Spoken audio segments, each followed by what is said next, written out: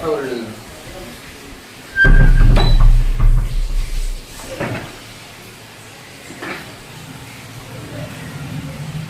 YouTube channel में उपस्थित सभी को मेरा नमस्कार।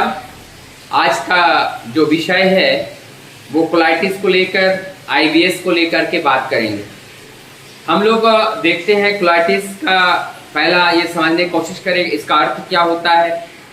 हमारे छोटी आंत और बड़ी आंत के नाम हमने सुने हैं। तो बड़ी आंत को कोलोन कहते हैं और जो टीस है इसका मतलब बड़ी आंत का सूजन। आइटिस का अर्थ होता है सूजन। तो ये बड़ी आंत का सूजन है और इसकी अगर टाइप को हम देखें तो ये इन्फेक्शियस के कारण कोलाइटिस हो सकता है। और जब इन्फेक्शन की बात आती है तो ये वायरल हो सकता है, बैक्टीरियल हो सकता है, या ये किसी चीज़ के खाने से बार बार अगर एलर्जी होता है, उस एलर्जी होने से भी कोलाइटिस हो सकता है। और एक है इरिटेशन बाउल सिंड्रोम। हमारी आहार विहार की अनियमितता की वजह से पूरे पेट के अंदर एक बाउल साउंड क्रिएट होता है। एक बाउल चारों ओर ऐसा लगता है यानी घूम रहा है। तो इस तरह से ये 3 तरह का कोलाइटिस है। और इस कोलाइटिस का कारण क्या होते हैं, इस कारण को अभी अभी हम लोगों ने जाना। इसमें बैक्टीरिया यानी बैक्टीरिया हमारा जो बुखार आ जाए, लंबे समय तक बुखार रहने से, क्रोनिक डिजीज के वजह से, या दर्द पेन किलर दवाई खाने से दर्द है, आर्थराइटिस है, जॉइंट्स पेन है, पॉलीआर्थराइटिस है, डिफरेंट टाइप के ऐसे पेन किलर दवाई जब खाते हैं तब ये कोलाइटिस प्रॉब्लम्स हो जाती हैं। बहुत ज़्यादा अल्कोहल का सेवन करने से भी कोलाइटिस हो जाते हैं। बहुत ज़्यादा मसालेदार चीज़ का खाने से भी कोलाइटिस होने की संभावना होती है। बहुत ज़्यादा गरिष्ठ भोजन करने से भी कोलाइटिस होने का संभावना होता है। और कोलाइटिस का एक सहज का जो तरीका है, जो एलर्जिक होने से जो प्रोडक्ट हमारी बॉडी को एलर्जी क्रिएट करता है उसे हमने देखा खाते ही एक चकता सा पड़ जाता है। तो ये जो चकता सा पड़ता है और इस तरह से हमारी चाहे बाहर हो चाहे अंदर हो, दोनों और समान रूप से इसका रिएक्शन देखने को मिलेगा। तो उस तरह से एलर्जिक कोलाइटिस भी इस तरह से हो जाता है।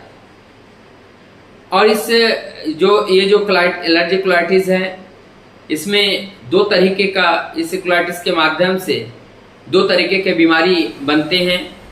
एक का नाम दिया गया है क्रॉन डिजीज और एक होते हैं, एक क्रॉन डिजीज होते हैं और एक अल्सरेटिक कोलाइटिस होता है। यह अल्सरेटिक कोलाइटिस सिंपल सी बात है, जहां घाव जैसा हो जाता है। ये कोलाइटिस में ब्लीडिंग होना भी शुरू हो जाते हैं। ब्लीडिंग फिर लैट्रिन के साथ भी, वॉमिटिंग के साथ भी, ये प्राण जाने का भी डर रहता है अल्सरेटिक कोलाइटिस में। और इस अल्सरेटिक कोलाइटिस के लिए भी निदान के लिए आहार का भी अत्यंत आवश्यकता है। इसका जो रोल है वो बहुत बड़ा है। और ये अंततः अगर इस मेडिसिन से, प्रिकॉशन से अगर नहीं जाता है तो अंततः इसमें ऑपरेशन करके इसे निकाल दिया जाता है। क्रॉन डिजीज में भी, क्रॉन डिजीज में एक फाइब्रोसिस की तरह होता है, वो फट जाते हैं, स्किन जैसे फट जाता है। इस तरह का क्रॉन डिजीज में भी फटने जैसा ही हो जाता है। इसमें स्पाज्मोडिक पेन होता है।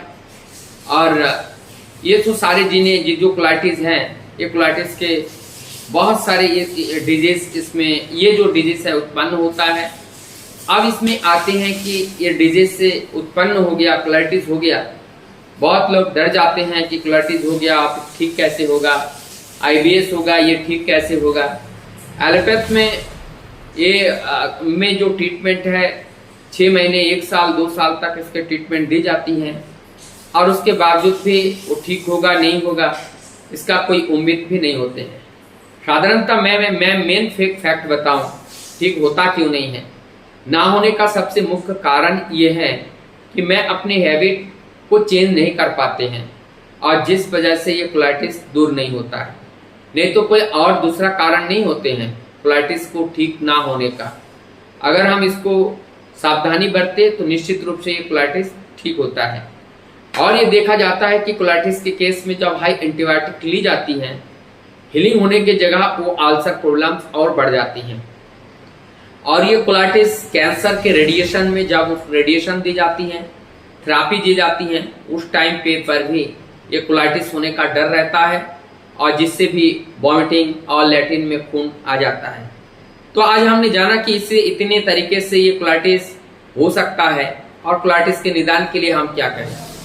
मैं जैसे आप लोगों को खाने के लिए बताता हूँ, अब बहुत लोग जो जितने भी गैस्ट्रोलॉजिस्ट हैं, फिजिशियंस हैं, एलोपैथी के हैं, वो लोग मुझे लगता है आपको मीट मछली के लिए माना नहीं करेगा, लेकिन मैं एक आयुर्वेदिक डॉक्टर होने के नाते आप लोगों का ये सजेशन दूंगा, एनिमल प्रोटीन को छोड़ करके प्रोटीन की हाँ जरूरत है, मैं मानता हूँ, लेकिन बहुत सारे एनिमल प्रोटीन के जगह आप प्लांट प्रोटीन ले सकते हैं।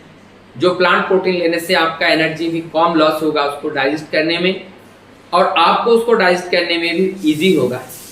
इसीलिए वो प्लांट प्रोटीन आपके लिए ज़्यादा ये उपयोगी है। तो और उसके बाद सूखी सब्जी फ्राई करके जैसे बनाए जाते हैं, केला को टुकड़ा टुकड़ा करके काट लिया, प्याज मिला दिया, लहसुन मिला दिया। मैं आप लोगों से कहता हूँ इस तरह से भुना हुआ सब्जी को ना खाएं, ये कोलाइटिस को बढ़ाता है। सूखी मिर्च कोलाइटिस को बढ़ाता है, पिसा धनिया कोलाइटिस को बढ़ाता है, जितने भी गरम मसाले हैं ये कोलाइटिस को बढ़ाता है। तो इसीलिए कोलाइटिस में आप एक चीज़ बताइए, कटे हुए घाव में नमक छिड़काएंगे तो वो घाव ठीक होगा या घाव और बढ़ेगा। ठीक इसी प्रकार से ही हमारा कोलन के अंदर घाव हो जाते हैं, ऐसा चीज़ उनको भेजो, नमक की मात्रा कम लो, मिर्च की मात्रा कम लो, बॉयल किया हुआ चीज़ें खाओ और जल्दी पचने वाले चीज़ें का इस्तेमाल करो। इससे क्या होगा, आपका कोलन भी साफ रहेगा, प्रेशर नहीं पड़ेगा, स्ट्रेस नहीं होगा, इससे इजीली हमारा शौच भी हो जाएगा, लैट्रिन अच्छे से आएगी, कॉन्स्टिपेशन नहीं रहेगा। कोलाइटिस को दूर करने के लिए दिनचर्या का भी ध्यान रखना चाहिए।